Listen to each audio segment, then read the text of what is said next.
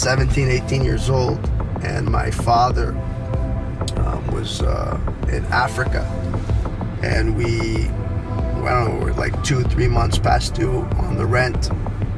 We had a 1-bedroom apartment we were all living in. It was a tough time. My mom, my sister, and I had called him, and I said, Papa, what's up? Why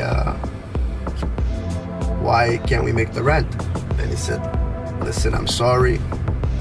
I was expecting some money. It didn't come through. And so I said, okay, I get it, but what's the conclusion? What are we gonna do? And there was a pause, and I can hear he had a really hard time saying it. He said, I'm sorry, I really don't know.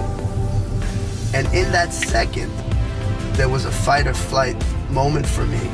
And I realized even the person that I loved, that I admired, I respected, my father, with all the trust in the world, sometimes all the good intentions in the world aren't enough. And the reality of life is you got to figure it out for yourself. Nothing is handed to you. And so in that moment, I made a decision not to be a victim and to take control and be the cause in my life and not the effect.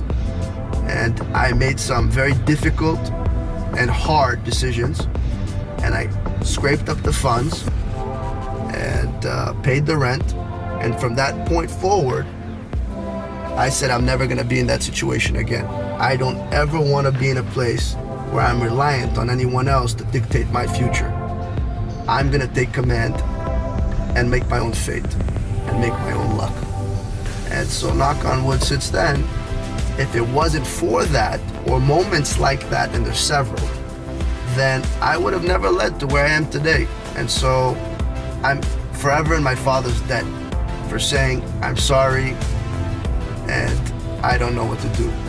Because that moment, that very emotional state that was injected and thrusted upon me, changed the trajectory of my life forever.